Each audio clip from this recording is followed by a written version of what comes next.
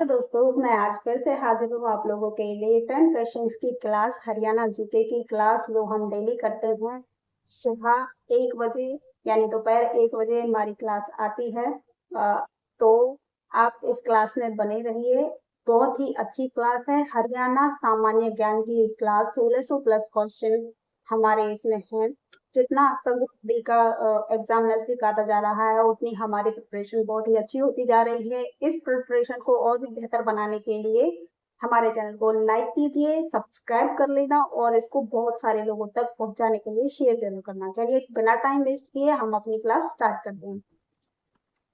तो पहला क्वेश्चन ये रहा आपकी स्क्रीन पर। बताइए हरियाणा के मुख्यमंत्री मनोहर लाल खट्टर ने 4 अगस्त 2015 को चंडीगढ़ में कौन सी योजना शुरू की थी? बताइए जल्दी से कौन सी योजना है जो मुख्यमंत्री मनोहर लाल खट्टर ने 4 अगस्त 2015 को चंडीगढ़ में शुरू की थी? थारी पेंशन थारे पास, आपकी बेटी हमारी बेटी, बेटी बचाओ बेटी पढ़ाओ, बायोमास परियोजना। तो बताइए कौन सा इसका आंसर रहेगा? जल्दी से बताइए। आंसर ए रहेगा, बी रहेगा या सी रहेगा या फिर डी? तो चलिए आपको आंसर दिखा देते हैं। मेरे ख्याल से इसका आंसर ए हो सकता है। चलिए देखते हैं आंसर किसका ठीक है। तो इसका सही आंसर है ए, थारी पेंशन थारे पास। ठीक है। तो इसके अनुसार जो ये योजना पेंशन लाभार्थी तक पेंशन पहुंचाने और पेंशन वितरण को अधिक सुविधाजनक बनाने में संबंधित है। यानी लोगों को पेंशन देने, जो बड़े बूढ़े होते हैं 60 से ऊपर की एज जो होती है उनको पेंशन पहुंचाने के लिए ये योजना चलाई गई थी। चलिए नेक्स्ट क्वेश्चन ये रहा आपकी स्क्रीन पर। राय बहादुर की उपाधि से निम्नलिखित में से किसे सम्मानित किया गया था? बंसीलाल को, चौधरी देवीलाल को, सर छज्जूराम को या फिर ओम प्रकाश चौटाला को? जल्दी से बताइए क्या है इसका सही आंसर। चलिए जल्दी से बताइए। बंसीलाल, चौधरी देवीलाल, सर छज्जूराम, ओम प्रकाश चौटाला, कौन है इसका सही आंसर? जल्दी से बताइए। चलिए मैं आपको आंसर दिखा देती हूँ। सर छज्जूराम हरियाणा के प्रसिद्ध समाज सेवी और दानवीर थे। ब्रिटिश शासन के दौरान उन्हें राय बहादुर की उपाधि से सम्मानित किया गया था। किसकी उपाधि से सम्मानित किया गया था? राय बहादुर की उपाधि से उनको सम्मानित किया गया था। इसका सही आंसर हमारा है सर छज्जू राम। ठीक है, तो समझ में आ गया आपको। हमारा सेकंड क्वेश्चन का आंसर क्या है? सी। चलिए नेक्स्ट क्वेश्चन ये रहा आपकी स्क्रीन पर। बताइए वंदे मातरम योजना का संबंध निम्नलिखित में से किससे है? सैनिकों से, किसानों से, महिलाओं से, स्वतंत्रता सेनानियों से? तो जल्दी बताइए इसका आंसर क्या रहेगा। क्या है इसका आंसर? सैनिकों से, किसानों से, महिलाओं से या फिर स्वतंत्रता सेनानियों से? मेरे ख्याल से महिलाओं से है। तो चलिए वंदे मातरम माँ से इसकी ये बिलोंग करता है, तो महिलाओं से ही हो सकता है। और बाकी का हम देख लेते हैं इसका आंसर क्या है। तो मेरा आंसर सही है बिल्कुल। आपका आंसर सही था या नहीं कमेंट करके बताना। सी मेरा आंसर महिलाओं से बिल्कुल सही है। तो इसको डिटेल में देख लेते हैं क्या है। वंदे मातरम योजना और स्वास्थ्य सेवाओं से है। अगला क्वेश्चन ये रहा आपकी स्क्रीन पर। लाहौर में उच्च न्यायालय हाईकोर्ट की स्थापना किस अधिनियम के तहत हुई थी? ए जीओआई अधिनियम 1919, जीओआई अधिनियम 1915, जीओआई अधिनियम 1935 या फिर जीओआई अधिनियम 1947? बताइए क्या है इसका सही आंसर? जल्दी से बताइए। तो मैं आपको वो आंसर दिखा देती हूँ। क्या है इसका सही आंसर? तो इसका आंसर है पी, जीओआई अधिनियम 1915। तो जीओआई अधिनियम ये क्या है? इसकी full form government of India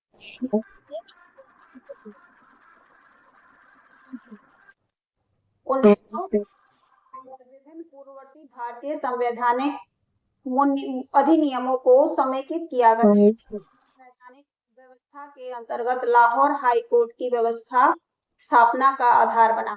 ठीक है, चलिए नेक्स्ट आपका दिखा देते हैं, ये फोन ना बार बार परेशान कर रहा है, इस वजह से मेरा ध्यान भी डाइवर्ट हो रहा है।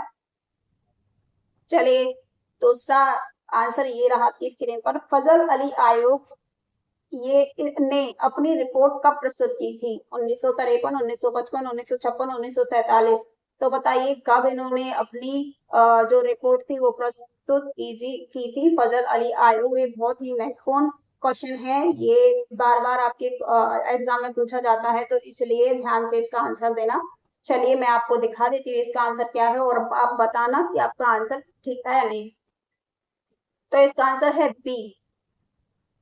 बी इसका आंसर है। फजल अली की अध्यक्षता में गठित राज्य पुनर्गठन आयोग ने अपनी रिपोर्ट 30 सितंबर 1955 को दी थी। तो इसको हम देख लेते हैं फजल अली के बारे में थोड़ा सा, मैंने डिटेल में यहाँ पर रखा है, ये है क्या। ठीक है, इसको मैं आपको समझाती हूँ। फजल अली आयोग, महत्वपूर्ण जानकारी मैं इसको देती हूँ। फजल अली आयोग को राज्य पुनर्गठन आयोग यानी स्टेट रीऑर्गेनाइजेशन कमीशन भी कहा जाता है।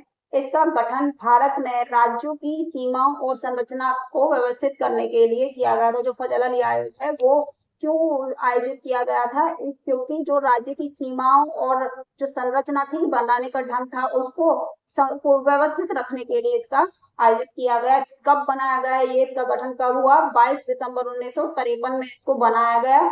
इसके अध्यक्ष कौन थे? न्यायमूर्ति फजल अली थे इसके अध्यक्ष। और अन्य सदस्य कौन थे? के एम पन्नीकर और एन एन कुंजरू। रिपोर्ट कब प्रस्तुत की गई? 30 सितंबर 1955 को इसकी रिपोर्ट प्रस्तुत की गई। और मुख्य उद्देश्य क्या था इसका? भाषाई एवं प्रशासनिक आधार पर राज्यों में पुनर्गठन की जांच। इसकी जो सिफारिशें थी, फजल अली आयोग की जो सिफारिशें थी, एक मिनट, हाँ, अब इसकी सिफारिशों के आधार पर राज्य पुनर्गठन अधिनियम 1956 में बनाया गया और 1 नवंबर 1956 से राज्य पुनर्गठन की व्यवस्था लागू हुई। ठीक है, तो ये था हमारा फजल अली आयोग की पूरी डिटेल। इसको नोटबुक में नोट कर लेना, लिख लेना, इसको ढंग से याद कर लेना। ठीक है, बहुत ही इंपॉर्टेंट क्वेश्चन के लिए। चलिए अगला क्वेश्चन ये रहा आपकी स्क्रीन पर, बताइए जल्दी से। देवी शंकर प्रभाकर निम्नलिखित में से किस क्षेत्र से संबंधित है? नृत्य से, संगीत से, सांग से या फिर सिनेमा से? जल्दी से बताइए क्या आंसर आपका रहेगा। नृत्य, संगीत, सांग, सिनेमा। तो मैं आपको आंसर दिखा देती हूँ क्या है इसका आंसर। तो इसका सही आंसर है डी। और आगे चलते हैं। अगला प्रश्न ये रहा आपकी स्क्रीन पर। राजधानी शहर चंडीगढ़ का नाम किससे व्युत्पन्न हुआ है? चंडी नदी से, चंडी दास के किले से, चंडी पर्वत से या चंडी मंदिर से? जल्दी से बताइए। और एक आंसर तो मैंने ही आपको बता दिया। पागल मैं भी वैसे दिमाग में मेरे अंदर। चलिए, चंडीगढ़ का नाम प्रसिद्ध चंडी देवी मंदिर से व्युत्पन्न माना जाता है। यह मंदिर चंडी देवी को समर्पित है और चंडीगढ़ के नामकरण से जुड़ा हुआ माना जाता है। ठीक है, याद रहेगा। चलिए अगला क्वेश्चन ये रहा आपकी स्क्रीन पर। बताओ हरियाणा का अधिकतम भाग निम्नलिखित में से किस मृदा का है? कच्छारी मृदा का, मरुस्थली मृदा का, रेतीली दोमट मृदा का या फिर दोमट मृदा का? जल्दी से बताइए क्या इसका आंसर रहेगा। फटाफट से बता दीजिए क्या है इसका आंसर। तो चलिए दिखाती हूँ आपको आंसर। इसका आंसर है ए, कच्छारी मृदा। तो हरियाणा के बड़े भाग में कच्छारी यानी जलोढ़ मृदा पाई जाती है। ये नदियां द्वारा लाई गई मिट्टी से बनी होती है और कृषि के लिए उपयुक्त मानी जाती है। यानी नदी के साथ, बहाव के साथ जो मिट्टी आती है उसको क्या कहते हैं? मृदा, जलोढ़ मृदा कहते हैं। और ये कृषि के लिए बहुत ही अच्छी होती है। ठीक है, चलिए आपका अगला क्वेश्चन ये रहा आपकी स्क्रीन पर, बताइए। ये बहुत ही इंपॉर्टेंट और लेटेस्ट क्वेश्चन है। केएमपी का पूर्ण रूप क्या है? कुंडल मानेसर पटौदी, कुरुक्षेत्र महेंद्रगढ़ पानीपत, कुरुक्षेत्र महेंद्रगढ़ पानीपत या फिर कुंडली मानेसर पलवल? बताइए क्या इसका सही आंसर है। तो मुझे तो इसका आंसर ये लग रहा है सही। चलिए आपको आंसर वैसे ही दिख गया। चलिए बताते हैं आपको डिटेल में। इसका आंसर है डी। तो केएमपी का पूरा नाम क्या है? कुंडली मानेसर पलवल एक्सप्रेसवे। ठीक है, कुंडली मानेसर पलवल एक्सप्रेसवे, यह हरियाणा में एक महत्वपूर्ण पश्चिमी परिधीय एक्सप्रेस वे है जो दिल्ली के आसपास यातायात का दबाव कम करने में मदद करता है। नेक्स्ट क्वेश्चन ये रहा आपकी स्क्रीन पर, बताइए जुई नहर द्वारा प्रमुखतः हरियाणा के किस जिले में सिंचाई की जाती है? सोनीपत, भिवानी, कुरुक्षेत्र और सिरसा। बताइए क्या है आपका आंसर, ए, बी, सी या डी? जल्दी से बताइए क्या है आपका आंसर। तो इसका आंसर है बी। जुई नहर मुख्यतः भिवानी जिले के क्षेत्रों में सिंचाई सुविधा प्रदान करती है। यह दक्षिणी पश्चिमी हरियाणा के सिंचाई तंत्र की महत्वपूर्ण नहरों में से एक है। तो ये थे हमारे आज के 10 क्वेश्चन, 10 प्रश्न हरियाणा जीके के, जो हमारी 1600 प्लस एमसीक्यूज की क्लास चली हुई है। हमारी ग्रुप डी का पेपर जब तक नहीं होगा तब तक की क्लास ऐसे ही कंटिन्यू बनी रहेगी। अगर आप लोगों को थ्योरी की क्लास चाहिए तो भी बता देना, मैं कंटिन्यू थ्योरी की क्लास भी दूसरे टाइम पे ले आऊंगी। ये हमारी क्लास आती है दोपहर को 1 बजे, ठीक है। तो चलिए, अगर आप लोगों को ये क्लास अच्छी लगी तो लाइक कीजिए, सब्सक्राइब करने नहीं कर रखा है तो सब्सक्राइब कर लीजिए, और ज्यादा से ज्यादा लोगों तक इसको पहुंचाने के लिए शेयर कर दीजिए, ठीक है। मिलते हैं नेक्स्ट क्लास में, तब तक के लिए धन्यवाद।